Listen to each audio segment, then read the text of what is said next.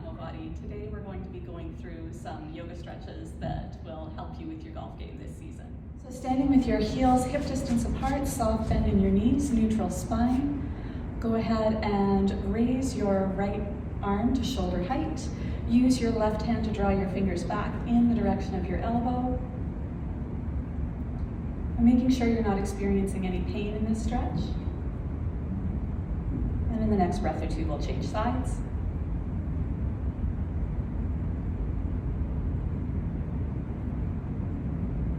And we'll let that go. Relax your shoulders. It may feel good to roll them back, reset in neutral. Take a breath in, raise your arms. Take hold of your right wrist in your left hand. Give it a gentle tug, press firmly into your feet. You can look down towards your heel, or you can look up in the direction of your wrist for a little more for your neck. And we'll let that go. And change sides. Gentle tug of the wrist. Pressing firmly into your feet, making sure that you're not locking out through the knees.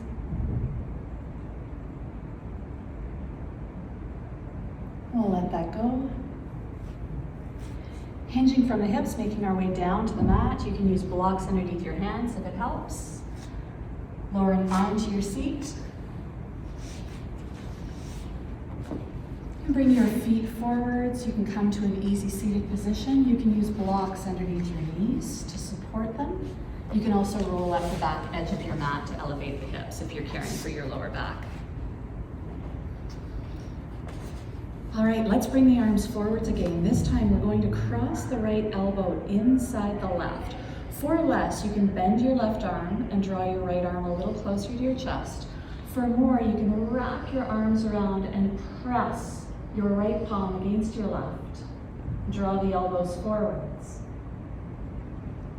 Breathing a little bit deeper into the space between your shoulder blades at the back of your core. And take another breath. And let it go. Relax the arms, roll the shoulders out if it feels good.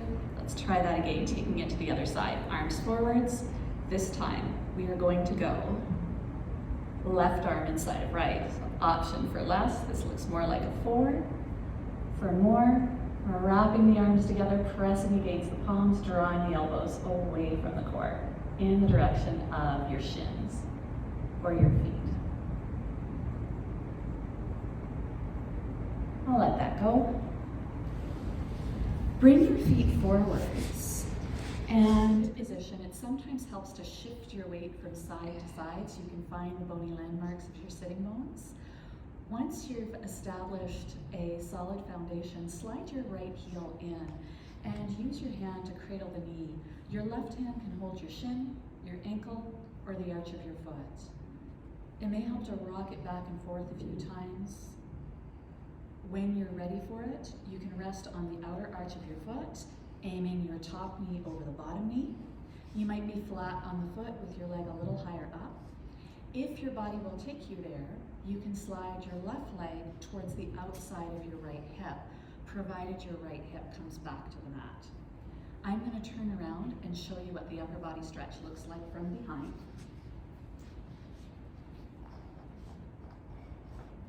Now we'll take the right arm and we'll reach behind the head as though we're trying to do up a zipper at the back of our shirt. Now one option is to hold your elbow in your hand, to draw your hand closer to the space between your shoulder blades. If your body will take you there, you can hold your hands or use a strap and work at bringing your hands a little closer together. Now making sure when you're in this position that the tension in your shoulders or your spine is not causing you to round or fall forwards. We want to stay long and neutral through the spine when we're in this position. We'll let it go and see how that feels on the opposite side. Now coming back to our balanced foundation, we'll take the left leg in, hold on to the outside of the knee, somewhere along the lower leg that fits. You can rock back and forth before you settle into this. Taking your time to consider what you need on this side. Maybe the leg is long, it might slide in towards the hip. We come back to balance, reach the arm up. And make your way down the back of your neck towards the space between your shoulder blades, using either your hand or your strap to stabilize.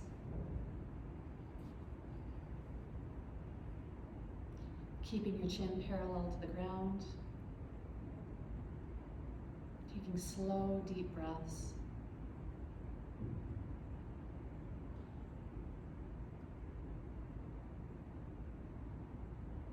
And we'll let it go. And move from our seated position onto all fours. If you are caring for your knees, you can use a kneeling pad or a second layer of padding for a little bit more cushion. You have the option of using blocks underneath your hands. You may prefer to be in this position using fists in place of wrists. Now stacking your shoulders over your wrists and your hips over your knees. Start in a neutral spine. Breathing in, actively drawing the pubic bone away from the rib cage, letting the belly sink down towards the ground. Lift your eye gaze. Look forwards. And slowly start to move back to the start position. In this position, you can put a second layer of mat underneath your knees or use a kneeling pad for a little bit of cushion and support. You can plank from your fists in place of your palms. Starting with a neutral spine and joint stack, shoulders over wrists, hips over knees. Breathing in, actively drawing the pubic bone away from the rib cage, letting the belly sink down, shining the chest forwards, looking out towards the horizon. Now we'll exhale and begin to round the spine, drawing the pubic bone towards the ribs again. Gradually shifting our eye gaze towards our hips or our knees. Now take your time with this movement, alternating between cow, this is spinal extension, or cat, spinal flexion. It may help to imagine your favorite person walking their fingertips up and down your spine, waiting for the feel of their fingers. To slow this down a little bit. Let's come back to a neutral spine and either walk your knees back or your hands forward, depending on where you are on your mat, and bring your forearms to the ground. Now toes turn down against the mat, feet are hip distance apart. Roll the front of your pelvis forwards, engage your core, squeeze your glutes to protect your lower back, lift your heart. But while you're in this position, your neck should be relaxed enough to allow you to look over your shoulders if you chose to. If you need a little bit more support, you can roll up your mat and cushion the hips. You can also take your arms a little further forwards and turn your hands out slightly. Well, coming out of this position, you may wish to pause for a moment and fold the arms in, stack your hands one on top of the other, let your head rest on the top down. Take some slow and steady breaths in this position. Feel for the tension to drain from the back body. When you're ready to come out, walk yourself back to all fours. We'll bring our knees together, swing our heels out to the side, and transition onto our back. You can hold on behind the knees and roll back. You can take your hands to the side and walk yourself down to the ground. You get there in whatever way works for you today. Once you've landed, make sure you've got your blocks within arm's reach. And we'll start to walk our heels in towards our glutes. Now using your fingertips to measure the distance between your heels and your hips, making sure that you can touch your heels with your fingertips without having to lift your head and shoulders off the ground. Now for less, we can lift and lower with the breath. Let's try that to begin with.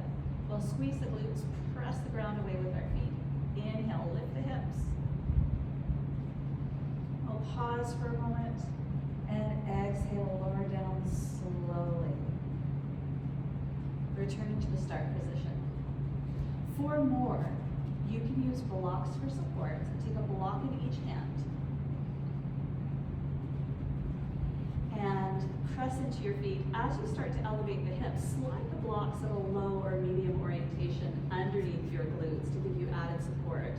I am going to draw my shoulders closer to my spine so that I can get a little bit more elevation. Interlace my fingers and root my knuckles towards my heels.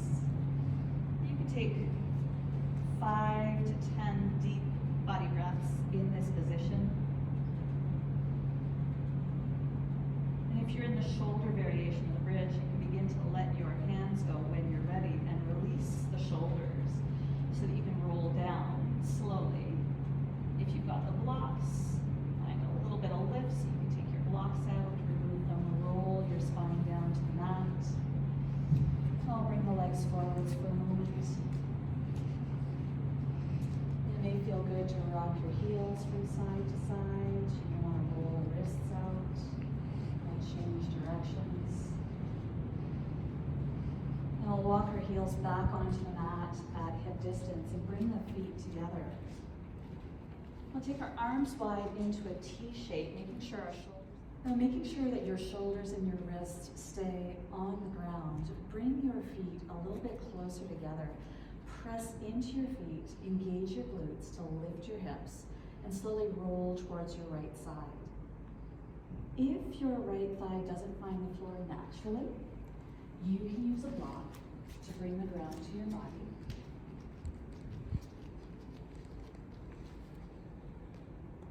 If you find that there's a lot of space between your knees, you can put a block in between your knees.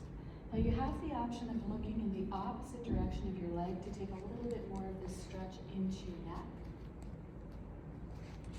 Now taking 5 to 10 deep breaths in this position.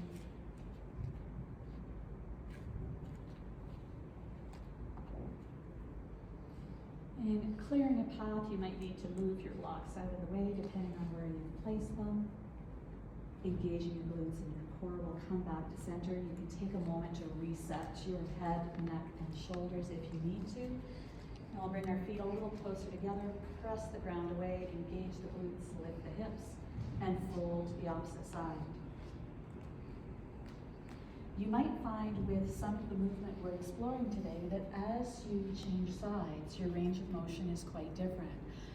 So I always encourage people to keep their props within arm's reach so that they're available to you should you need them. I hope this series helps you with your golf game this season. Happy stretching.